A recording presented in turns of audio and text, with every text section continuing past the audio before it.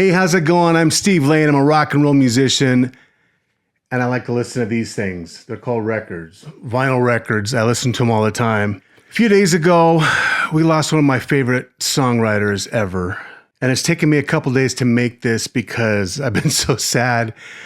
I've tried to talk about it before, and I just start getting choked up. I can't even finish a complete thought without breaking out in tears, because even though I don't listen to him every day, Mike Peters had a huge influence on me, especially when I was younger. Matter of fact, I've written a couple songs that were inspired by him, and they were going to be dedicated to him. I haven't recorded them yet.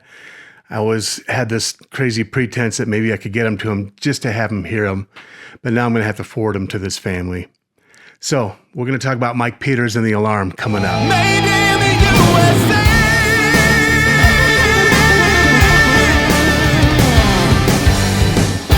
Hello and welcome to Rock Talk. Again, I'm Steve Lane, and I'm still in mourning. One of my favorite singer-songwriters ever, Mike Peters, from The Alarm. He's this guy right here. Died a couple days ago, and we all knew it was coming because he's had cancer since, like 30 years now.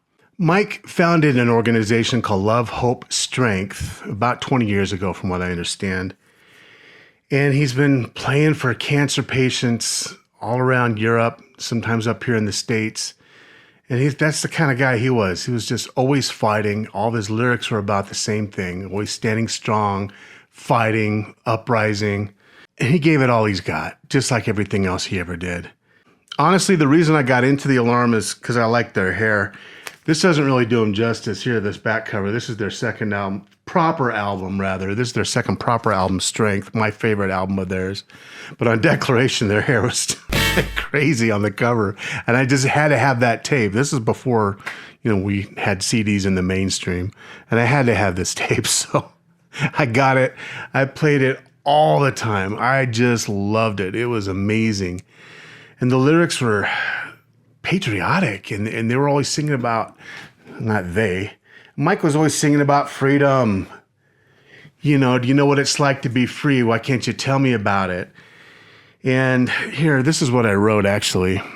Mike loved him so much. His lyrics were about Christianity, declaration, men's love to their families, standing strong against the system, believe in yourself, never give in, finish strong in a blaze of glory, civil disobedience, and most of all, strength and freedom. And man, what an influence. What a guy. He was just the nicest guy. I got to meet him briefly. I mean, like really briefly, like probably just a handshake from what I remember. I mean, I just got my driver's license. I was a kid. I was like 15 years old. And I found out that The Alarm was playing in our town in New Mexico. And I was freaking out. I had to go see him. I had to see him, period. I mean, it was just non-negotiable. And it turns out they were playing in a bar, in a nightclub. And I was like, oh man, I'm 15. There's no way. And when they found out that it was a nightclub or a bar, what have you, they changed it over to a venue on our college campus, the Student Union building, actually. So we could all go, all ages. And I was one of the all ages people. I was so excited. I finally get to go. And I picked up this guy. I went to a different high school, and his name was Grant. I haven't seen him since then, I don't think. We went together, and it was just amazing. It was a smaller venue, and they were just right there, right in front of me. And the opening band was a local band. I got to talk to them afterwards, which is a big deal for a kid like me who's a budding musician, Hey, if you don't already know, I am a musician, and I've got one song out right now because we're releasing a bunch of other songs as the months go on.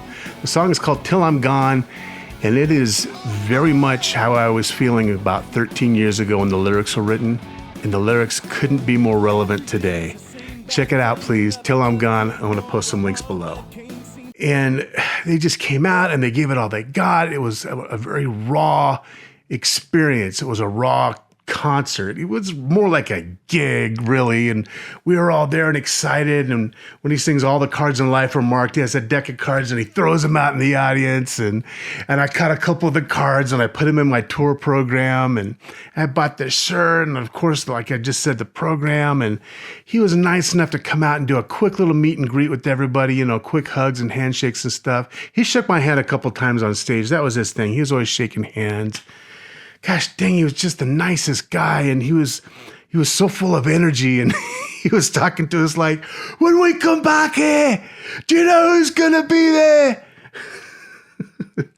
Dave Sharp is gonna be there. And they put the spotlight on Dave Sharp. He's all playing his guitar. When we come back here, do you know who's gonna be there?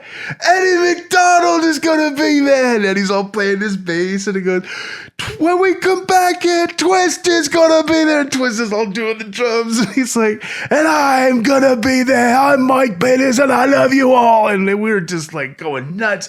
He just had so much passion in everything he did and all the songs he wrote, and his lyrics were just unbelievably cool.